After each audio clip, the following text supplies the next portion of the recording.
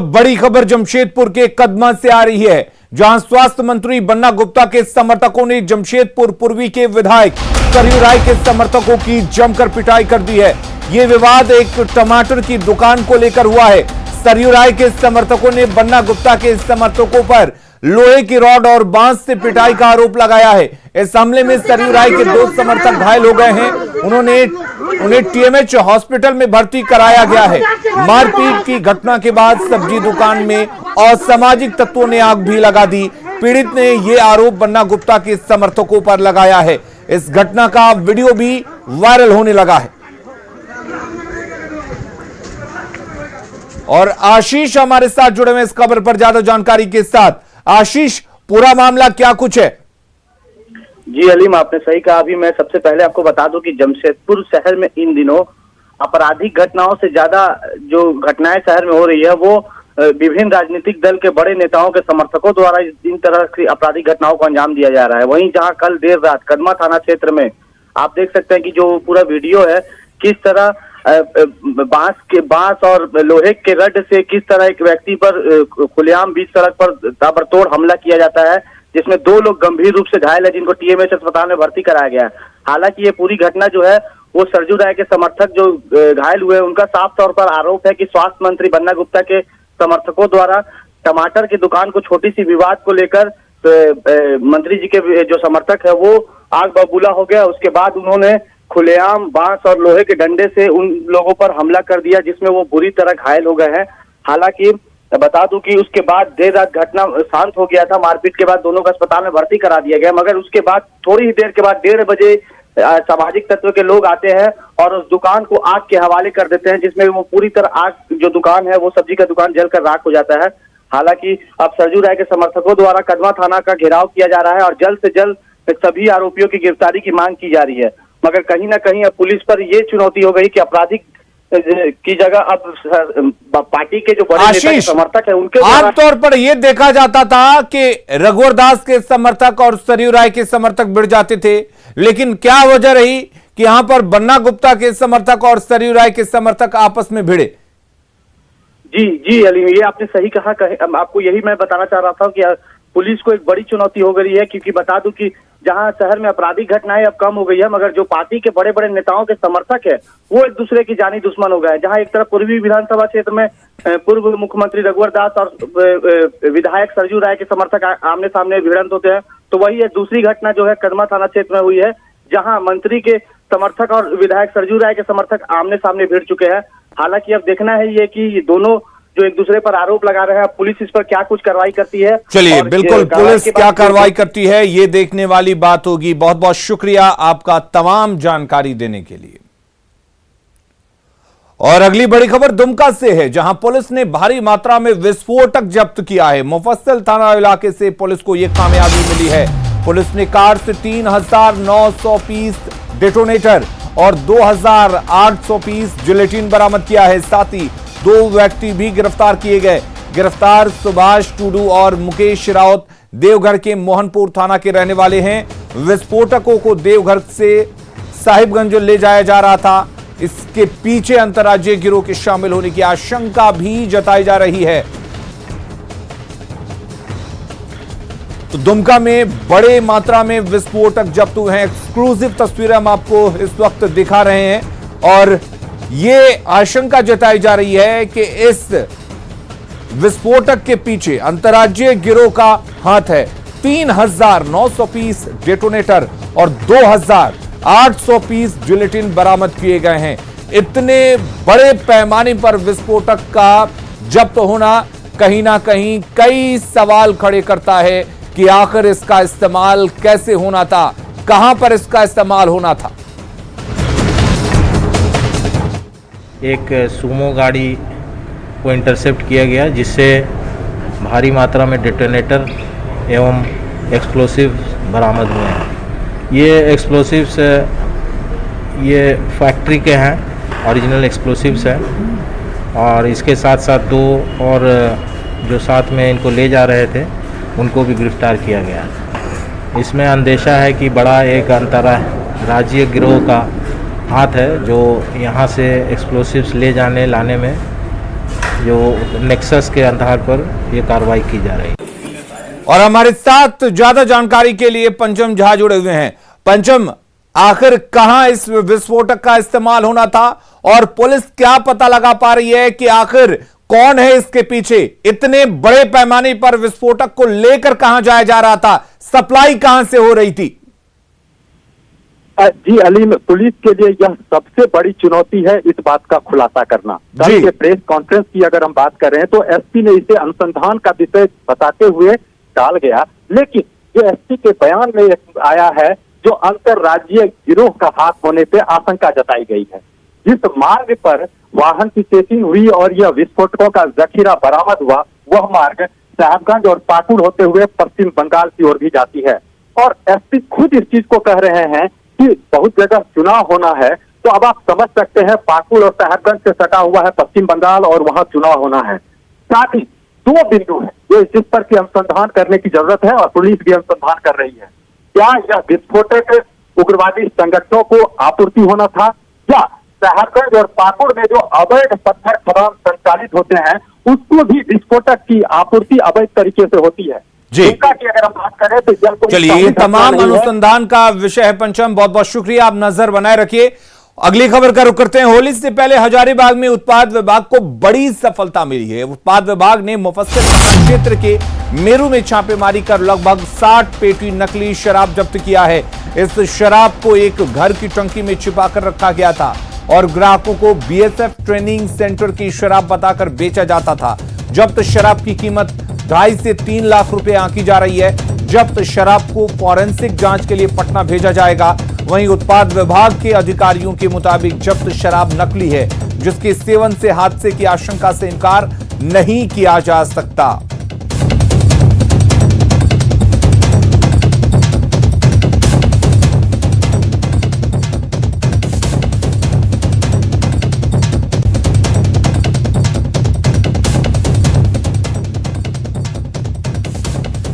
हजारीबाग और पुलिस अधीक्षक महोदय हजारीबाग के निर्देशानुसार होली के मद्देनजर हम लोगों ने मेरू क्षेत्र में छापामारी की और करीब 60 पेटी अवैध विदेशी शराब को जब्त किया है। इस संबंध में हमारी जांच चल रही है कि कहां से आया था, कौन डीलर था, ये पता करके उसके ऊपर अभियोग दर्ज किया जाएगा।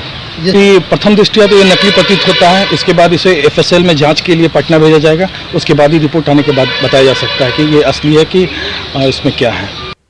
और राकेश हमारे साथ जुड़े हुए इस खबर पर ज्यादा जानकारी के साथ। और राकेश, इसे बड़ी सफलता कहेंगे, लेकिन चिंता का विषय भी है, क्योंकि होली को देखते हुए इस तरह के शराब को खपाने को लेकर कितनी जिम्मेदारी बढ़ जाती है पुलिस की?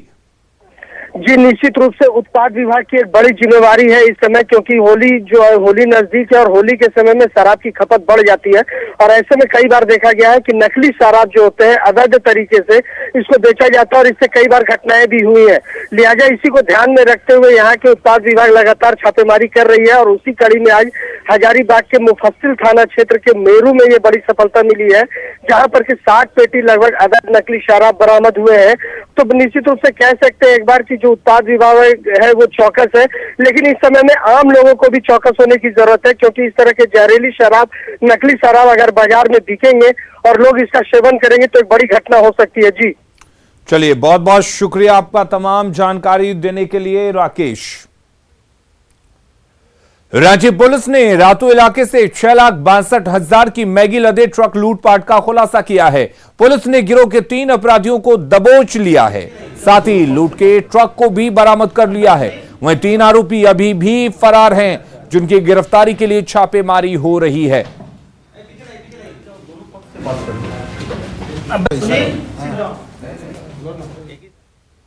सफलता पाई और जो भी सामान, जो भी मैगी लूटा हुआ था, सारी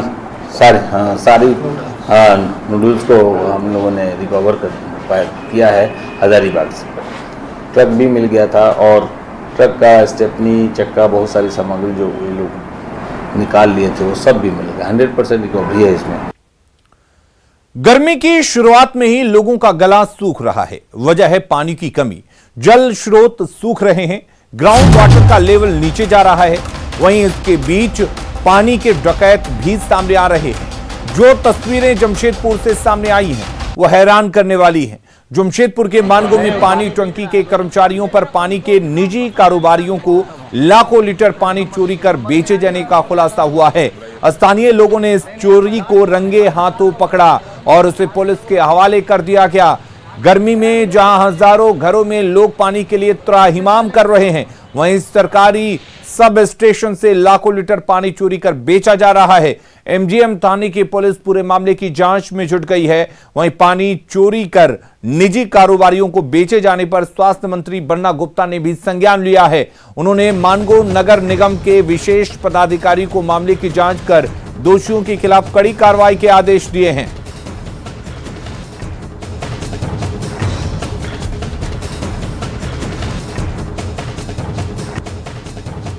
पानी भरा रहता है, उसको हम लोग पकड़ के एमजीएम थाना को दिए। थाना को देने के बाद ड्राइवर से हमने पूछे तो ड्राइवर बोला कि शादी में पानी जा रहा है। तो फिर उसका मालिक से पूछा गया तो बोला नहीं, कंपनी में पानी जा रहा है। तो उसके बाद हमने विशेष पदाधिकारी से बात की तो विशेष पदाधिकारी बोले कि उनको लोग जो पानी जो भी चोरी कर रहा है उनको कड़ा से कड़ा कर। तो जमशेदपुर में पानी की चोरी से लोगों को पेयजल संकट का सामना करना पड़ रहा है, लेकिन रांची की बात अलग है। यहां करोड़ों की लागत से रांची नगर निगम का आलीशान भवन बनाया गया है। इसमें तमाम आधुनिक सुख सुविधाएं मौजूद हैं, लेकिन लोगों की प्यास बुझाने के कोई इंतजाम नहीं है। ऐसे में बिल्डिंग की प्लानिंग पर सवाल खड़े हो रहे हैं। नगर निगम का 8 मंजिला आलीशान भवन, तमाम अत्याधुनिक सुविधाएं, centralize air condition, rain water harvesting, fire system जैसी तमाम सुविधाएं। लेकिन इस 8 मंजिला भवन में आग तो बुझेगी, लेकिन लोगों की प्यास नहीं बुझ सकती, क्योंकि इस आलीशान बिल्डिंग में पीने के पानी की सुविधाएं नहीं है। रांची नगर निगम का यह अत्याधुनिक भवन अपने आप में तमाम सुविधाओं को समेटे हुए है। यहाँ फायर सेफ्टी सिस्टम हो या फिर रेन वाटर हार्वेस्टिंग, तमाम तरह की सुविधाएं तो मौजूद हैं, लेकिन अपने ही लोगों की प्यास बुझाने को लेकर इस भवन में एक बूंद पानी तक नहीं है। भवन बनाने में करोड़ों खर्च, बावजूद प्लानिंग में खामी। गर्मी बढ़ी, प्यास बुझाने के लिए कर्मी पुरानी बिल्डिंग में जाने लगे, तो वैकल्पिक व्यवस्था की गई। पहले तल्ले में रिसेप्शन है, कुछ भी जानकारी इसी तल्ले में मिलती है, लेकिन पीने का पानी का इंतजाम नहीं। यहाँ पर जो इंतजामात हैं, सैनिटाइजेशन हो या फिर तमाम तरह की साफ सफाई व्यवस्था काफ़ी दुरुस्त नज़र आती है, लेकिन बात की जाए अगर पीने के पानी की तो वो व्यवस्था नाकाफ़ी है। अभी कुछ समय लगेगा, नया अभी बिल्डिंग बनी है, अभी नया उद्घाटन हुआ है और नगर आयुक्त चाहते भी है कि हर फ्लोर में पानी का व्यवस्था, और हम पार्षदों भी चाहते हैं कि हर फ्लोर में आम पब्लिक, जितना आम पब्लिक आते हैं जिस हिसाब से नगर निगम में, तो गर्मी को देखते हुए मैं मांग भी करता हूं कि जल्द से जल्द पानी का व्यवस्था नगर निगम में होना चाहिए। दूसरे तल्ले में डिप्टी मेयर का चैम्बर है, 2 उपनगर आयुक्त का दफ्तर, लेकिन यहाँ भी जार के भरोसे प्यास बुझाने का इंतजाम। इस वक्त मौजूद हैं हम निगम के दूसरे फ्लोर पर, जहां पर डिप्टी मेयर के साथ 2 डीएमसी भी यहां पर बैठते हैं और तमाम तरह की योजनाएं भी यहीं से जो शहर के नीचे तक पहुंचती है। हम यहाँ भी पानी की अगर बात की जाए तो महज जो जार है उसी पर डिपेंड है। चौथी मंजिल, जहां इंजीनियरिंग, राजस्व और नक्शा जैसे महत्वपूर्ण विभाग हैं, हर दिन अपने काम को लेकर सैकड़ों लोग आते हैं, लेकिन यहाँ प्यास बुझाने के लिए महज एक जार। इस वक्त हम पहुंचे हैं राजधानी रांची के नगर निगम के फ्लोर में, 4थे माले पर इस वक्त हैं, और ये जो आपको दिखाना चाहेंगे ये इंजीनियरिंग सेक्शन है, नक्शा है और राजस्व शाखा।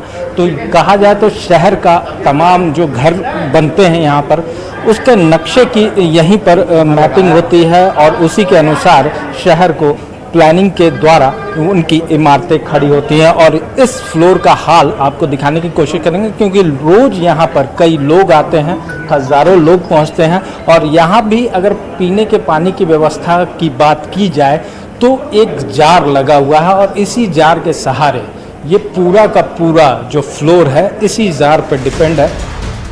नगर निगम की बिल्डिंग की 5वीं मंजिल में अकाउंट और स्थापना जैसे अहम विभाग हैं। रोजाना लोगों का हुजूम देखने को मिलता है, लेकिन पीने के पानी का इंतजाम नाकाफी है। रांची नगर निगम के इस वक्त हम मौजूद हैं 5वें तल में और यहाँ पर साफ तौर से आपको बताना चाहेंगे कि इसमें अकाउंट सेक्शन है, स्थापना विभाग है, तमाम तरह के यहाँ पर लोगों का जमावड़ा दिन भर लगा रहता है। कई लोग यहाँ पर आते हैं। साफ तौर से कहा जाए तो सैकड़ों लोगों का फुटफॉल यहाँ पर आए दिन होता है। लेकिन यहाँ भी अगर पीने के पानी की व्यवस्था की बात की जाए तो महज जार पर ही डिपेंड है, क्योंकि यहाँ पर और कोई सुविधा नहीं है। अगर जार नहीं आए तो लोगों की प्यास भी हो सकता है कि न बुझ पाए, तो इस तरह की व्यवस्था है। आप यहाँ पर काम से आए हैं कुछ? नहीं, मैं काम करते हैं। यहाँ पर पीने के पानी का व्यवस्था सिर्फ यही जार? हाँ, बाकी सारा नल से भी पी सकते हैं। तो नल से, तो नल में तो पानी शुद्ध नहीं होता? नहीं, शुद्ध है। यहाँ का जितना भी बना हुआ है ना ऊपर में नया, ये मतलब कि एडवांस बना हुआ है, फिल्टर पानी आता है इसमें। तो फिर फिल्टर पानी है तो जार क्यों? अब आया हुआ तो पी रहे हैं, तो पहले इससे भी पी सकते हैं। उपनगर आयुक्त ने भी इस आलीशान बिल्डिंग में पीने के पानी की समस्या को मानी है, लेकिन जल्द इसे दूर करने का आश्वासन दिया है। पानी में आप संभवतः ड्रिंकिंग वाटर की बात कर रहे हैं। बहुत स्पष्ट है, कोई बड़ा काम करते हैं तो कहीं पर किसी चीज़ की व्यवस्था बाद में करनी पड़ती है। फर्नीचर की व्यवस्था, उसी प्रकार पानी की भी व्यवस्था है। गर्मी भी आ रहा है, हम लोगों के संज्ञान में है और अभी टेम्पररी तौर पर हम लोगों ने हर एक फ्लोर में पानी की व्यवस्था की है। और इसमें यह भी निर्णय लिया गया है कि जितना जल्दी हो सके जो प्यूरिफाइंग मशीन के साथ में 2-3 हम लोग डिफरेंट प्लेस में रखेंगे और उसमें प्रारंभिक कार्य भी हुए हैं। तो मुझे उम्मीद है कि ये सारी बातें संज्ञान में हैं और उस पर हम लोग कार्रवाई भी कर रहे हैं। उपनगर आयुक्त जल्द पीने के पानी की व्यवस्था करने का भरोसा दिला रहे हैं, लेकिन 8 मंजिला आलीशान भवन बनाने में करोड़ों खर्च, बावजूद लोगों की प्यास बुझाने का कोई इंतजाम नहीं। सवाल तो उठेंगे। ओम प्रकाश, न्यूज़ 18, रांची।